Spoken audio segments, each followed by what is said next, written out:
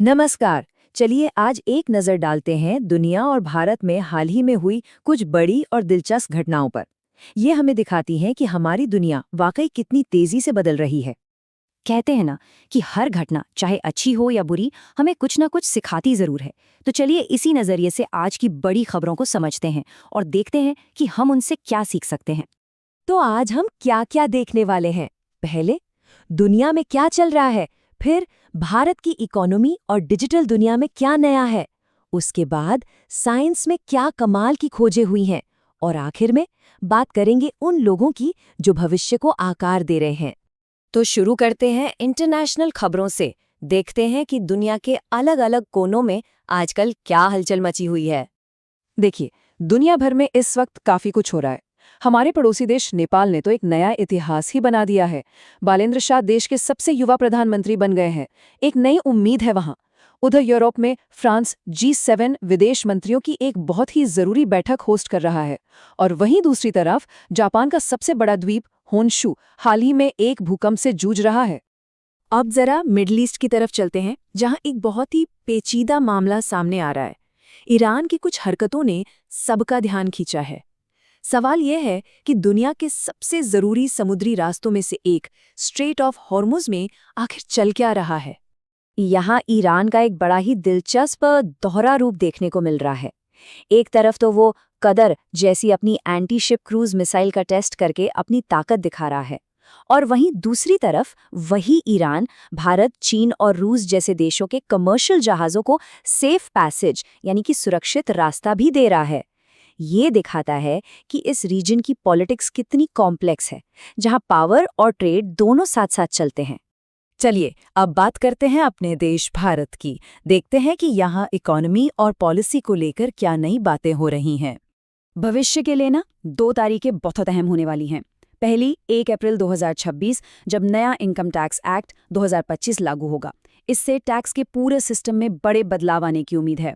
और दूसरा, दुनिया की एक बड़ी आर्थिक संस्था OECD ने फिस्कल ईयर 2026-27 के लिए भारत की जीडीपी ग्रोथ का एक अहम अनुमान लगाया है।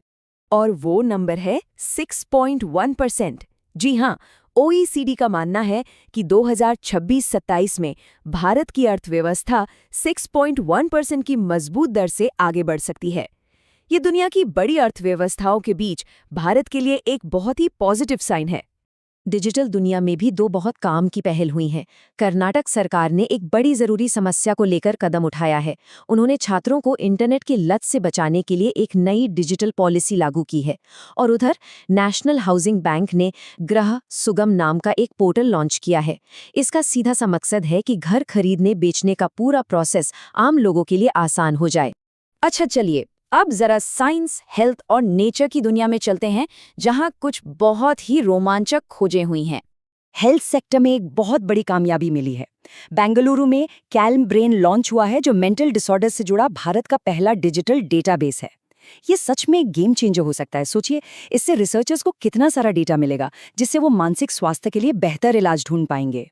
और अब एक बहुत ही मजेदार बात, भारतीय प्राणी सर्वेक्षण के वैज्ञानिकों ने हाल ही में एक बिल्कुल नए जीव को खोज निकाला है। कोई अंदाजा लगा सकता है कि ये क्या हो सकता है? ये है नियोलोबोप्टेरा पेनिनसुलारिस। जी हाँ, ये भारत में मिला कॉकरोच का एक नया प्रकार है। भले ही सुनने में थोड़ा अजीब लगे, पर ये खोज हमें याद दिलाती है कि हमारी प्रकृति में आज भी ना जाने कितने रहस्य छुपे हुए हैं। और आखिर में चलिए उन लोगों से मिलते हैं जो नई और महत्वपूर्ण भूमिकाएं संभालकर हमारे भविष्य को एक नई दिशा दे रहे हैं। 3 बड़ी नियुक्तियां हुई हैं। पेरियासामी कुमारन को यूके में भारत का नया हाई कमिश्नर बनाया गया है, जो एक बहुत ही महत्वपूर्ण डिप्लोमैटिक पोस्ट है। केवी रमना मूर्ति ने सेबी के फुल टाइम मेंबर का पद संभाला है, जो हमारे फाइनेंशियल मार्केट्स के लिए एक बड़ी जिम्मेदारी है। और सिक्किम की युवा स्तुति प्रधान को वर्ल्ड यूथ पार्लियामेंट में भारत को रिप्रेजेंट करने के लिए चुना गया है, जो कि ग्लोबल स्टेज पर एक नई और फ्रेश आवाज होंगी। तो इन सब घटनाओं को देखकर हम वापस अपनी शुरुआती कहावत पर आते हैं। ये दुनिया लगातार बदल रही है, चाहे वो नेपाल में एक युवा नेता का आना हो, ईरान की डबल गेम हो, या भारत में एक नए कॉकरोच का मिलना। सोचने वाली बात यह है कि इनमें से कौन सी घटना हमें आने वाले वक्त के बारे में सबसे ज्यादा सिखाएगी।